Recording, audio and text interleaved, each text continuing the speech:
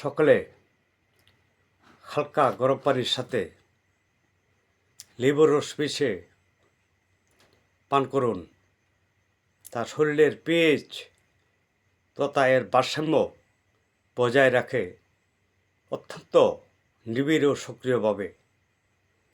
আরও কিছু ব্যাপার আছে।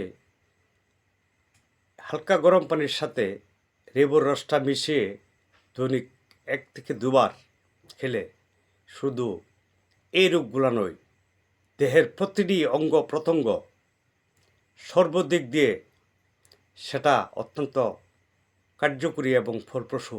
একটি মানবদেহের জন্য অত্যন্ত জরুরি। শুধু হালকা গরম পানির সাথে একটু লেবুর রস মিশিয়ে প্রতিদিন সকালবেলা খাওয়ার চেষ্টা করবেন।